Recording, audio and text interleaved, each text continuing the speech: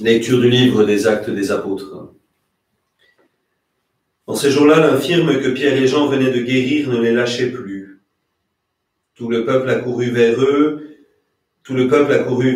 au portique dit de Salomon.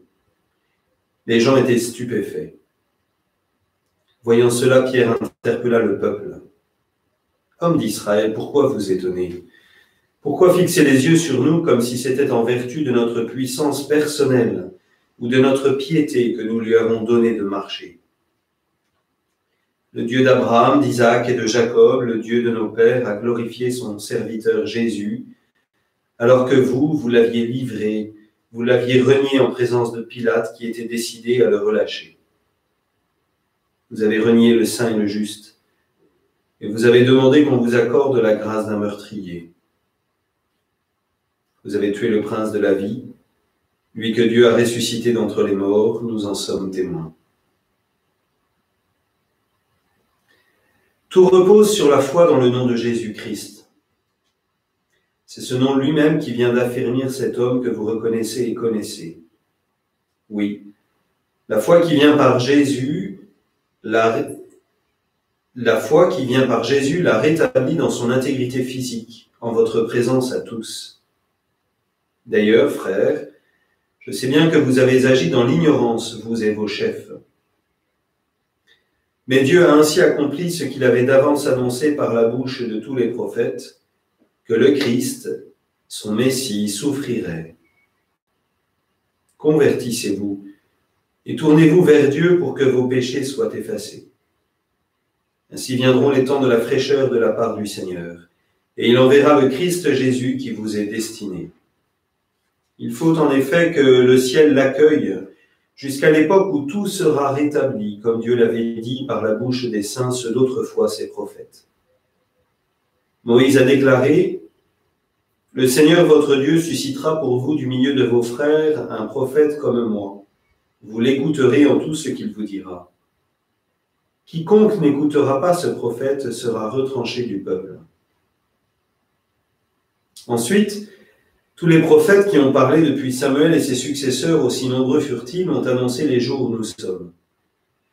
C'est vous qui êtes les fils des prophètes et de l'alliance que Dieu a conclue avec vos pères, quand il disait à Abraham « En ta descendance seront bénies toutes les familles de la terre. » C'est pour vous d'abord que Dieu a suscité son serviteur, et il a envoyé vous bénir pour que chacun de vous se détourne de pourvu que chacun de vous se détourne de sa méchanceté.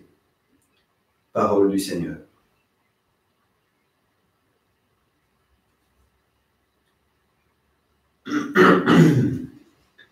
Ô Seigneur, notre Dieu, qu'il est grand ton nom par toute la terre. À voir ton ciel, ouvrage de tes doigts, la lune et les étoiles que tu fixas. Qu'est-ce que l'homme pour que tu penses à lui, le fils d'un homme que tu en prennes souci? Tu l'as voulu un peu moindre qu'un Dieu, le couronnant de gloire et d'honneur. Tu l'établis sur les œuvres de tes mains, tu mets toutes choses à ses pieds. Les troupeaux de bœufs et de brebis, et même les bêtes sauvages, les oiseaux du ciel et les poissons de la mer, tout ce qui va son chemin dans les eaux. Ô Seigneur, notre Dieu, qu'il est grand ton nom par toute la terre.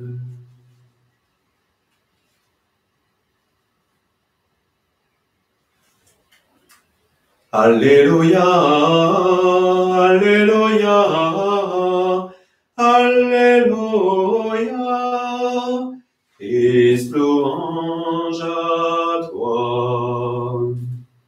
Voici le jour que fit le Seigneur, qu'il soit pour nous jour de fête et de joie.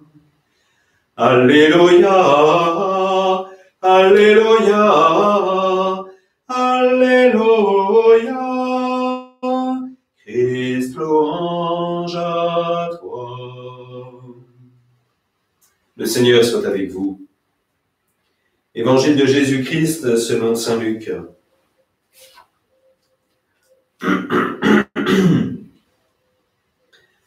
En ce temps-là, les disciples qui rentraient d'Emmaüs racontaient aux 11 apôtres et à leurs compagnons ce qui s'était passé sur la route et comment le Seigneur s'était fait reconnaître par eux à la fraction du pain. Comme ils en parlaient encore, lui-même fut présent au milieu d'eux et leur dit : « La paix soit avec vous. » Saisis de frayeur et de crainte, ils croyaient voir un esprit. Jésus leur dit : « Pourquoi êtes-vous bouleversés ? Et pourquoi ces pensées qui surgissent dans votre cœur ? Voyez mes mains et mes pieds, c'est bien moi. Touchez-moi, regardez. Un esprit n'a pas de chair ni d'os comme vous constatez que j'en ai. » Après cette parole, il leur montra ses mains et ses pieds. Dans leur joie, ils n'osaient pas encore y croire et restaient saisis d'étonnement. Jésus leur dit : « Avez-vous ici quelque chose à manger ? » Ils lui présentèrent une part de poisson grillé qu'il prit et mangea devant eux. Puis il leur déclara : « Voici les paroles que je vous ai dites quand j'étais encore avec vous. Il faut que s'accomplisse tout ce qui a été écrit à mon sujet dans la loi de Moïse, les prophètes et les psaumes. » Alors, il ouvrit leur intelligence à la compréhension des Écritures. Il leur dit : « Ainsi est-il écrit que le Christ souffrirait, qu'il ressusciterait d'entre les morts le 3e jour, et que la conversion serait proclamée en son nom pour le pardon des péchés à toutes les nations, en commençant par Jérusalem. À vous d'en être les témoins. » Acclamons la parole de Dieu. Louange à toi, Seigneur Jésus.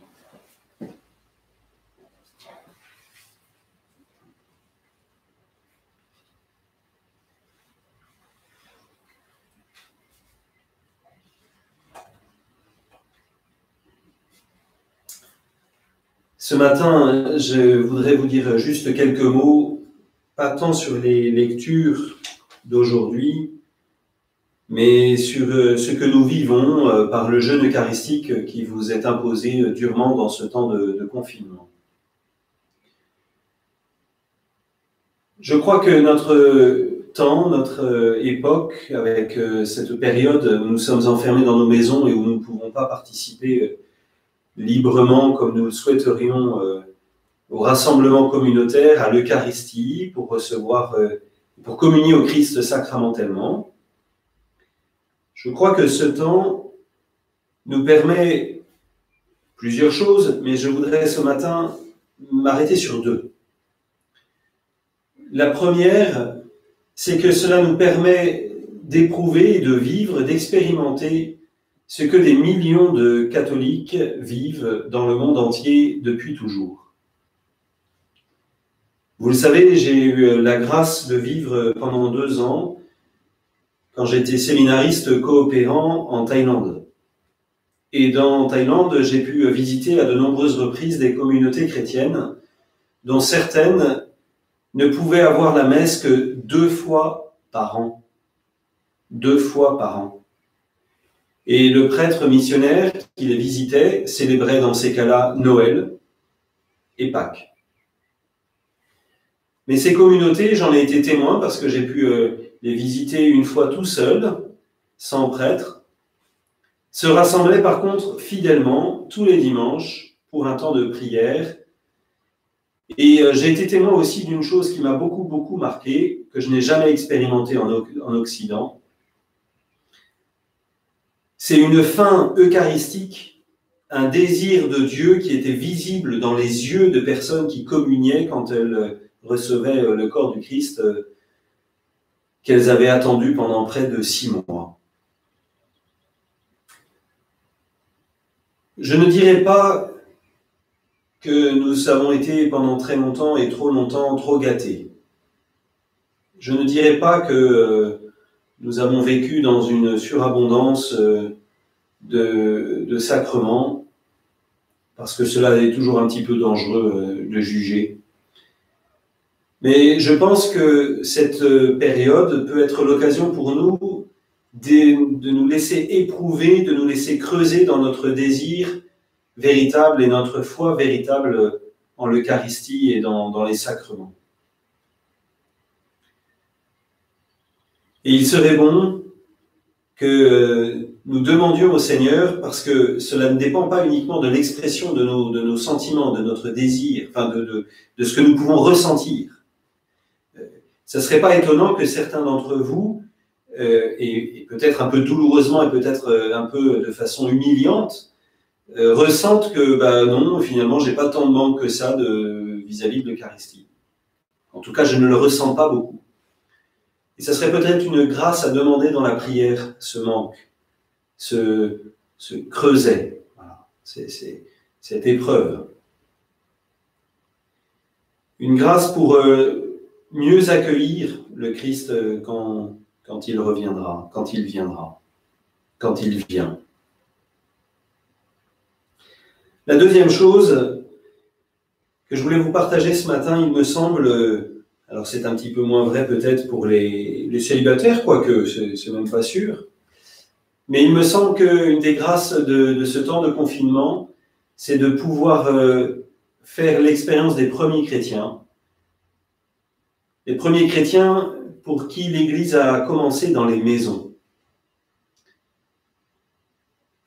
Bien avant que les premières églises ne soient construites, sans doute vers le milieu du IIIe siècle, en tout cas c'est ce que l'archéologie nous montre aujourd'hui, les chrétiens ont eu l'habitude pendant plus de 200 ans de se rassembler dans leur maison, de construire un petit oratoire, ou même parfois de dédier une pièce carrément au rassemblement communautaire, et puis voilà, de venir y prier, de venir y accueillir le Seigneur qui était présent quand 2 ou 3 étaient là, réunis en son nom.